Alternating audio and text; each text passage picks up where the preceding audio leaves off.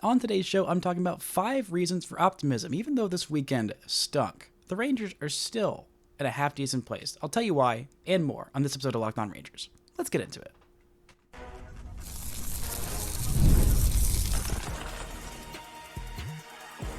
You are Locked On Rangers, your daily Texas Rangers podcast, part of the Locked On Podcast Network, your team every day.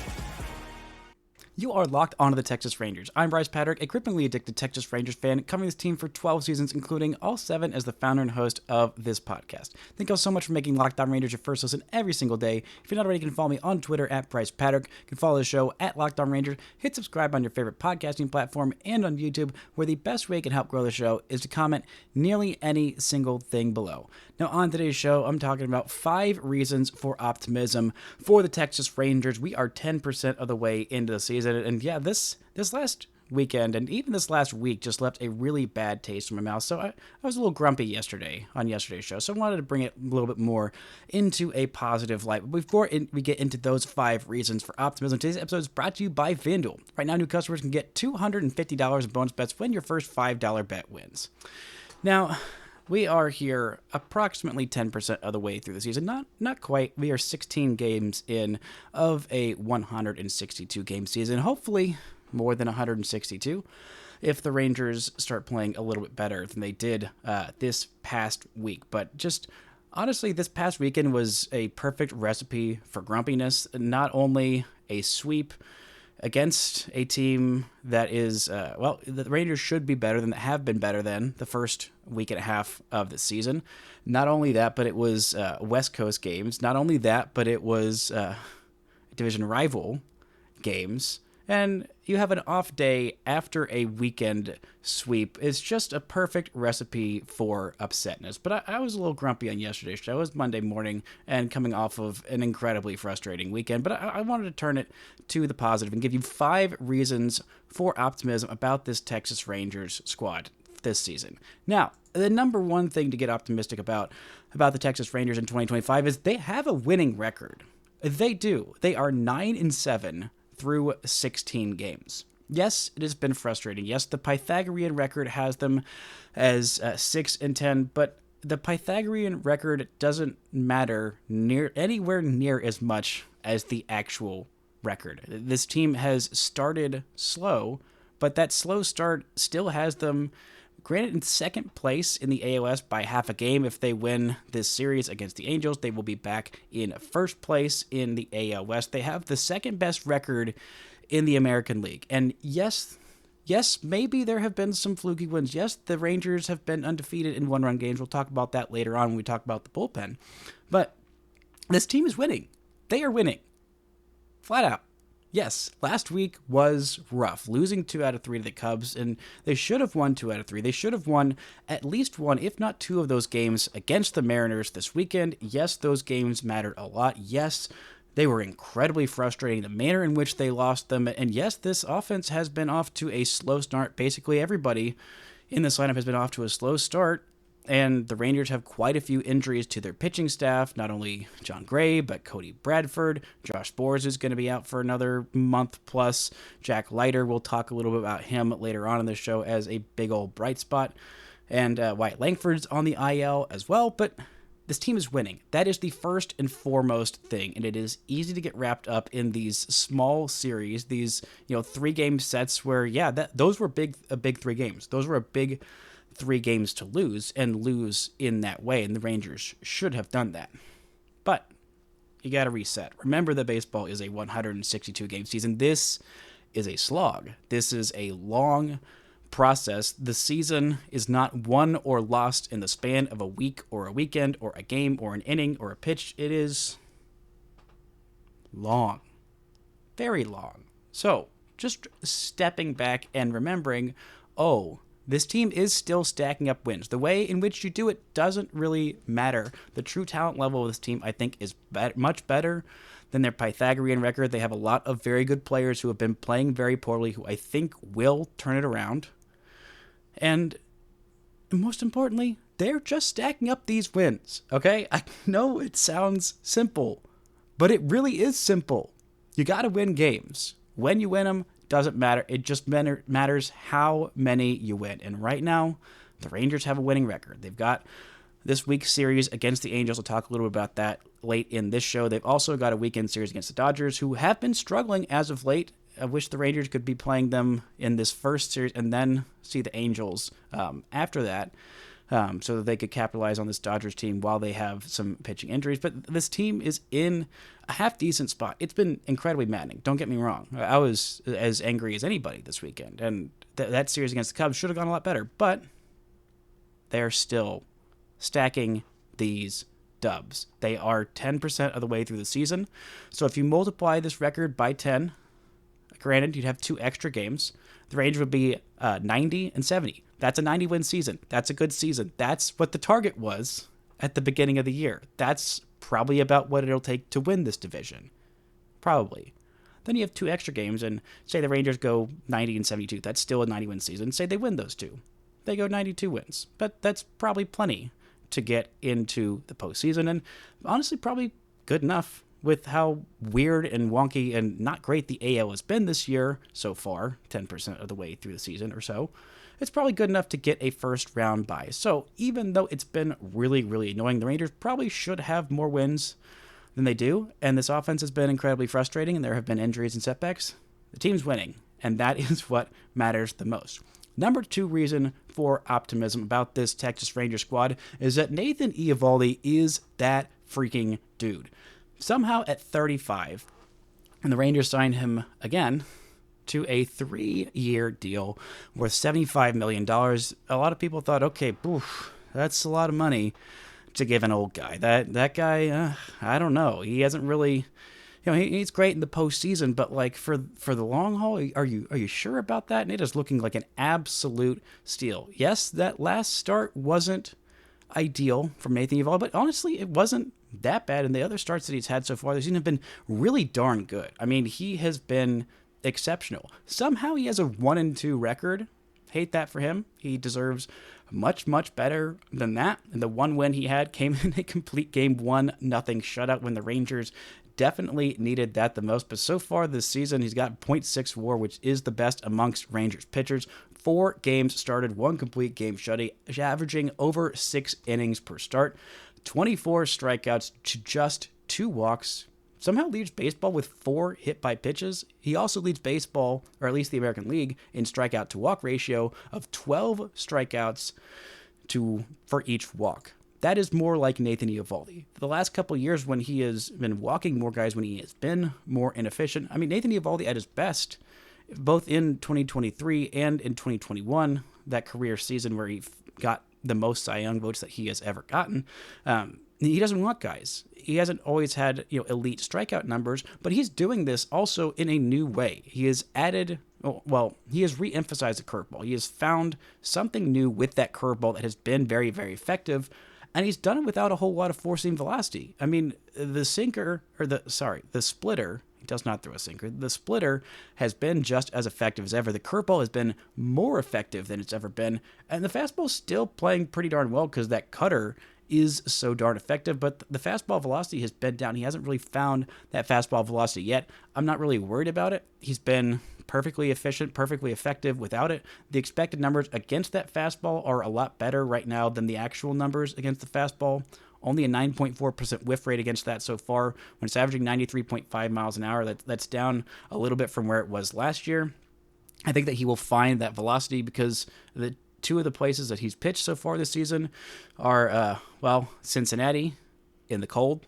He still went, 9 innings shutout against them. It's also harder to throw higher velocity in those cold weather innings. That's also, I think, why Tyler Mahle his velocity was so far down against Chicago when it was 30 degrees or so outside. It's also probably why Nathan Eovaldi's velocity wasn't necessarily elite against Seattle, also a cold place to pitch, but he has been as effective as ever.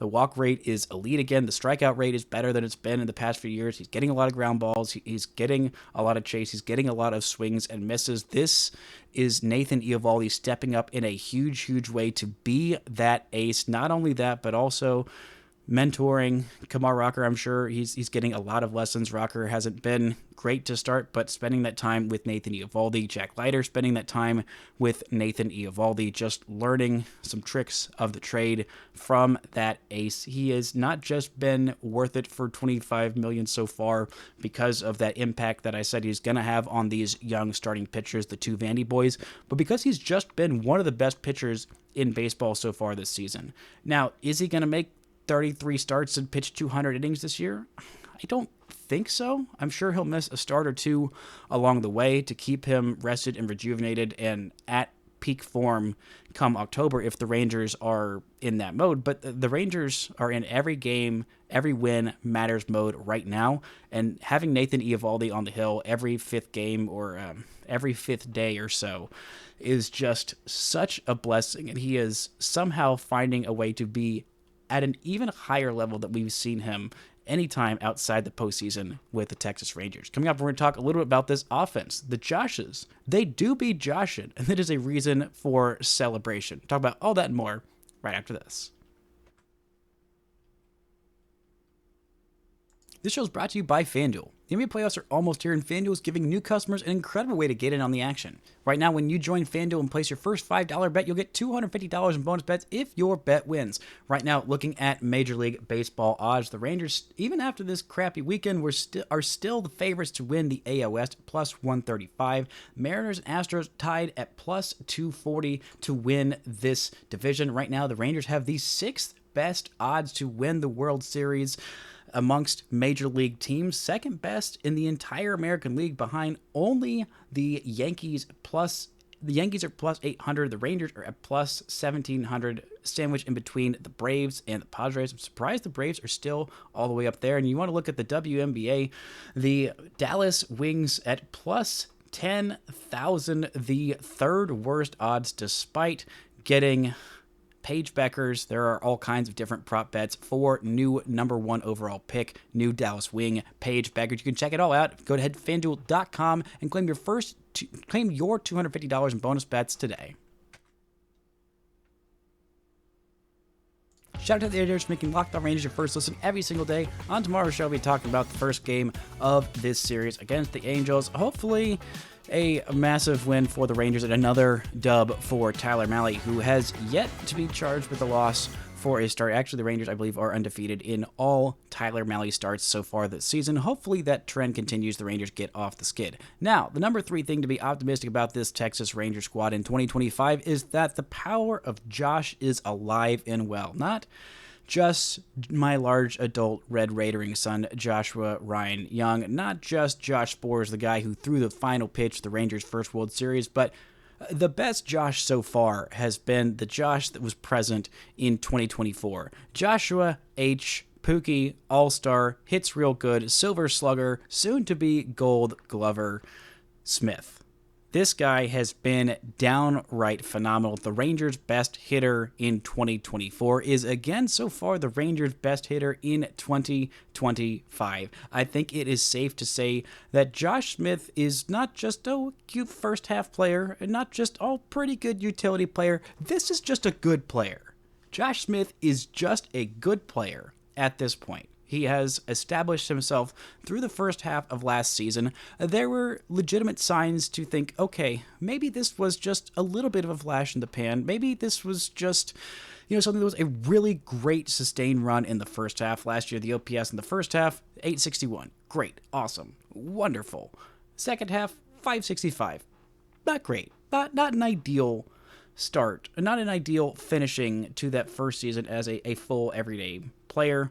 And the thought this year was, okay, well, there's not really that much of a spot for Josh Smith. The Rangers said he'd play every, about 5 days a week. And I think that is going to continue no matter who is healthy or whomst is healthy, whatever the correct thing is there. But Josh Smith has just been the Rangers' best hitter so far this season. He's hitting over 340. The on-base is over 430. The OPS is at 932, and he only has one home run so far this season. He's been a menace on the base paths. Somehow only has 3 RBIs because the rest of these Rangers hitters can't get on in front of him when he is doing his work. But he has been doing work so far this season. Even the first series and a half was a bit of a slow start for Josh Smith, but in 14 games so far this season, he has been downright exceptional. And when he is right, he's just been right the entire season. He's been the Rangers' most consistent hitter so far this season. It's between him and Wyatt Langford, but Langford hasn't really had a bad series yet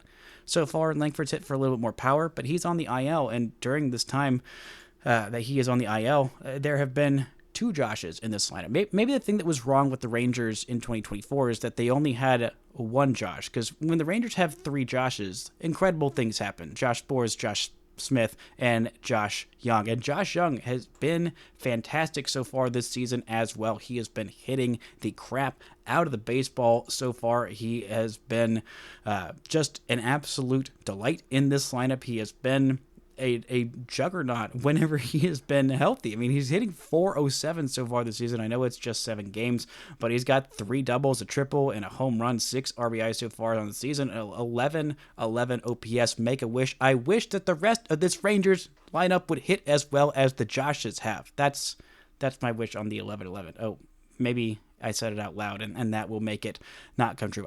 I also wish that Josh Jung would work a walk. He has no walks so far in 27 plate appearances. If he can get that walk rate up to even like a little bit below league average, look out, world. Josh Jung will be unstoppable. If you could combine the two Joshes, the defensive versatility, the raw power of Josh Jung, the defensive versatility of Josh Smith, the plate discipline, the contact skills, with the raw power of Josh Jung, that would be the best player baseball has maybe ever seen. Maybe not, but it'd be a darn good player. And so far this season, the Rangers have been carried by the Joshes. If only Jock would start hitting like the Joshes, maybe if Jock Peterson started going by Josh Peterson, then he would start hitting better. I don't know. But maybe it's something that's worth a try. Maybe Jake goes by Jock too, or Josh too. I don't know. Maybe just everyone who's not hitting well, just start calling yourself Josh and see if that helps, because the power of Josh's has been incredible so far this season for the Texas Rangers. Jonah, you can keep your JO. Maybe it's just a JO thing. I don't know. We'll see. It's something to monitor for the rest of this season. But something else that has been pretty darn good, a reason for optimism, number 4 on this season, is that the bullpen has been pretty darn good. Now, there have been a couple of poo-poo bullpen games, which is going to happen in a season. Always. It will always happen at some point in a season. But the Rangers are 5-0 in one-run games because this bullpen has been so darn good. Luke Jackson has converted 5 of his 6 save opportunities.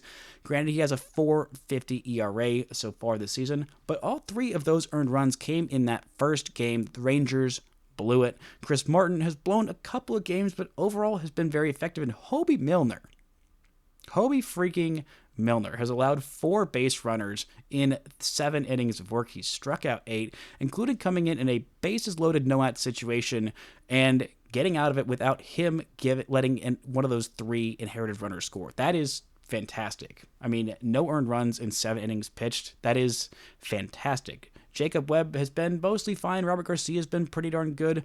Sean Armstrong has had his moments for sure.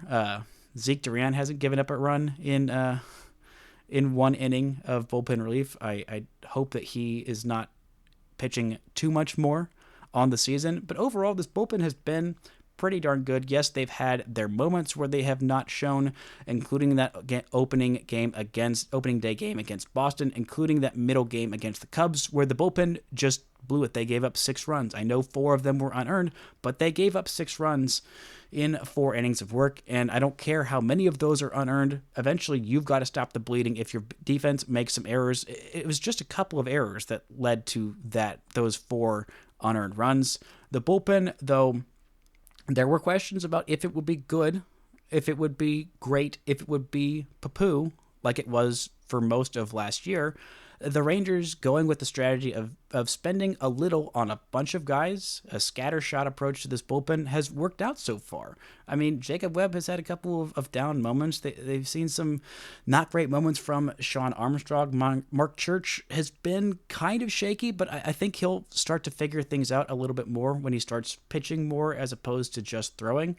But Chris Martin, Luke Jackson at the back end have been really darn good. Hobie Miller, Robert Garcia. When you have enough of these guys that are at least competent and capable, and you don't have any guys who you're throwing, or at least very many, if any, guys that you're throwing in high leverage or at least medium leverage situations that are going to be bad. They're all at least going to be okay to good. That's a better way to build a bullpen than two guys who are absolutely exceptional and the rest that are yikers on most given nights. I mean, the Rangers had two incredible bullpen aces last year. I mean, if that's such a thing. I mean, Kirby Yates was one of the best relievers in all of baseball last year. He's also been pretty darn good this year. And yeah, it would be nice to have him. But would you rather have just Kirby Yates and several Gerson Garabitos and Caleb Bushleys who have not been particularly good? They've just been bad so far this season? Or would you rather have Luke Jackson and Chris Martin and Jacob Webb and Robert Garcia and Hobie Milner and Sean Armstrong as well?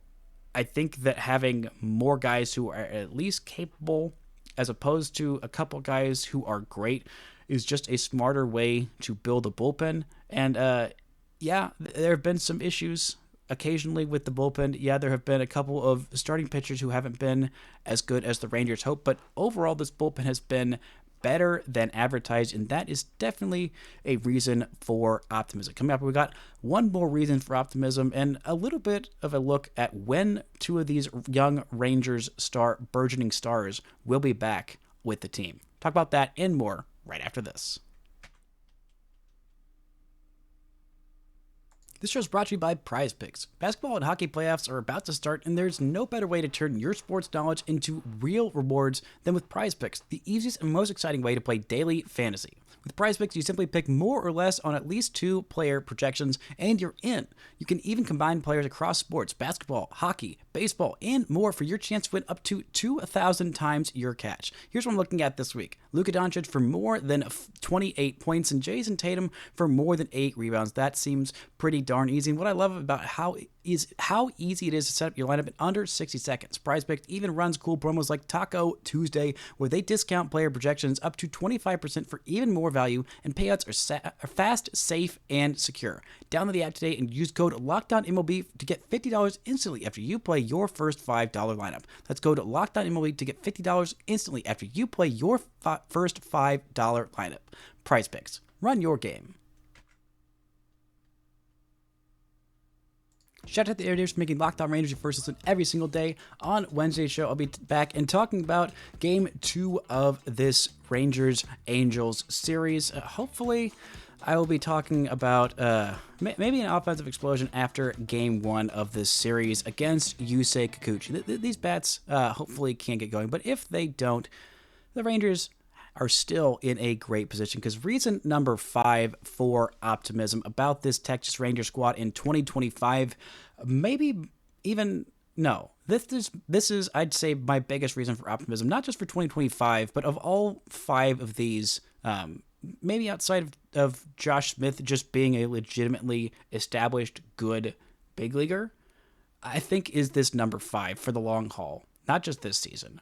But Jack Leiter turning this corner. I know it's been 2 starts, and I know that he is hurt, and that is incredibly frustrating. We'll talk in a second about when exactly Jack's coming back, but these 2 starts, and not just these 2 starts, but what he's done in spring training with the addition of the sinker, with the addition of the kick change, which I think I would like it if Jack Leiter stopped throwing a kick change, and if Nathan Eovaldi teaches Jack Leiter how to throw a splitter and Jack feels like he can do it and implement it well, I think that would be the perfect complement to this arsenal.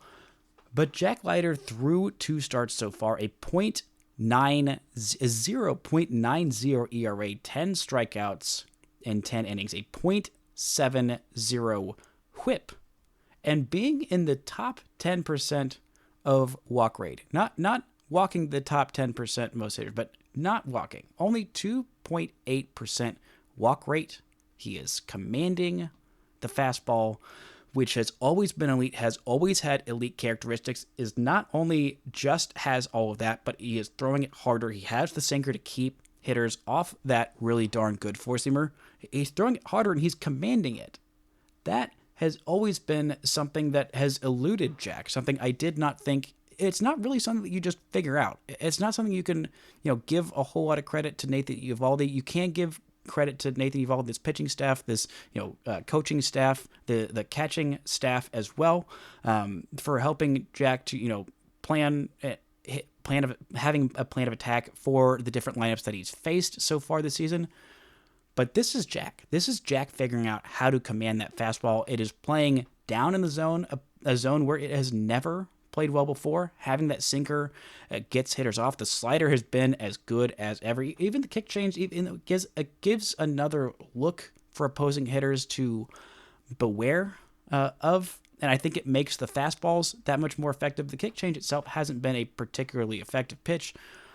But him figuring out how to command the fastball, if he can do this consistently, if he can not miss glove side, this is a massive developmental win because of how exponentially high it raises his ceiling to a degree we have not seen it. Not even when he was picked number 2 overall in that 2021 draft ahead of his Vanderbilt teammate and now Texas Rangers teammate Kumar Rocker. This unlocks everything with Jack. Now, unfortunately, after the best start we have ever seen him have, he left with a blister. So far, he has thrown 2 bullpens. I believe he will throw his 3rd today. He threw a 35-pitch bullpen on Sunday, and he might be having a rehab start either Wednesday or Thursday this week. I would assume, I would feel pretty confident that it's going to be in Frisco. He has put a little bit of a thing over that blister that ruptured. He was on the IL. He is eligible to return from the IL on April 18th. I don't think that's going to happen. I think he is going to need a rehab start on Wednesday or Thursday, and I feel pretty darn confident that's going to be in Frisco because Round Rock is on the road, and I don't think they're going to send him to Carolina. And Frisco is at home, so the Rangers, medical team and front office and everybody can go check out that start on Wednesday or Thursday in Frisco. I will probably be at that start if it's on Wednesday. Thursday, well, we'll see what happens with all of that. But he's probably going to head back into the rotation on April 22nd or 23rd in Sacramento against the Yolo County A's. A bit of a hitter-friendly park as it's played so far this season, but maybe that's just because the A's pitching staff is not very good. But Jack Leiter has been exceptional so far this season. The Rangers need him back soon because hopefully that would put Patrick Corbin in either a long man role and upgrade the Rangers long man in the pen, or maybe it would give the Rangers time to send Rocker down to AAA to work on a couple of things, mainly that fastball command. He's throwing the sinker a lot more, but it's still getting hit hard because he's getting himself behind in counts, and I still have every belief that Rocker is going to be a decent to good starting pitcher for the Texas Rangers for a long time. But Jack Leiter has been such an incredible bright spot. That stupid blister ruining everything at this point. Just need him to come back and look like any version of what he has been so far this season. I know it's 2 starts, I know it's 10 innings, but it's not just that. It is the ceiling that this guy has always had.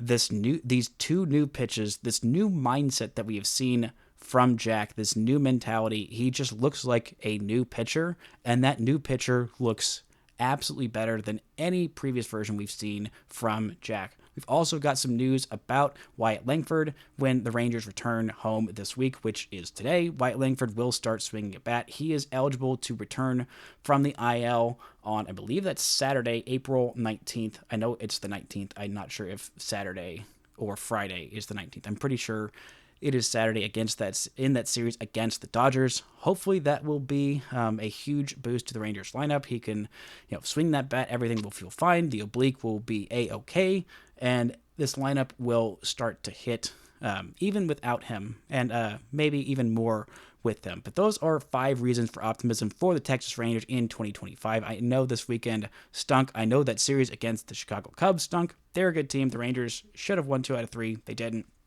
It happens. The Rangers are on pace to win 90 games so far, and hopefully they can get themselves back on track and erase this losing streak when they play the Los Angeles Angels of Anaheim. This is going to be a big series. This is a series between the first and second place teams in the AL West, just like we all predicted.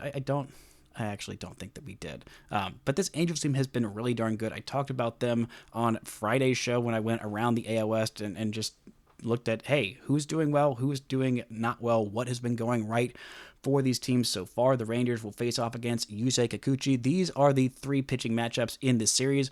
On Tuesday, it's going to be Tyler Mahle versus Yusei Kikuchi. Kikuchi signed a big old 3-year deal with the Angels and has been not great so far this season. He's walked a few and just has not been effective. He's got a 5 ERA, so hopefully the Rangers can take advantage of that. Then it's Patrick Corbin versus Jose Soriano. Jose Soriano throws baseball real hard, walks a few, has been very effective so far this season. He might be a legit, number 2 on the next good Angels team, which might actually just be this Angels team. I don't know that they're going to make the postseason, but their hitters have been exceptional. Kyron Paris has been one of the best hitters in baseball this season. He is not a guy who you've heard of. Mike Trout is a guy who you've heard of. He is back. He is healthy so far. He is tied for the league lead with 6 home runs.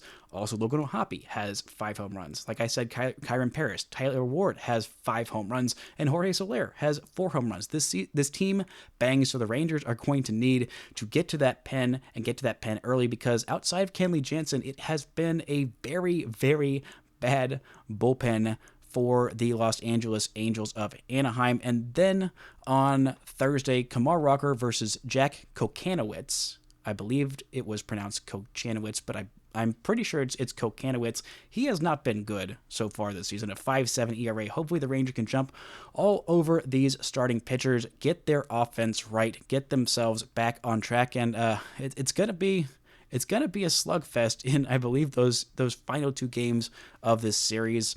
A tough challenge for Rocker, who has been hit hard even in the starts where he has performed well, or I guess start singular where he performed well. He has been hit kind of hard. This is a tough test. This is a legitimately very good Angels lineup. They do get themselves into some trouble with a little bit of strikeouts. They do rely a little bit on the long ball, so hopefully the Rangers can limit that, because throwing Patrick Corbin and Kumar Rocker in a series against one of the best lineups in baseball to start the season, yes, it sounds insane to say, but it is absolutely true, and a large part of that is the breakout of Kyron Paris, and oh yeah, that guy Mike Trout, who's really darn good at baseball.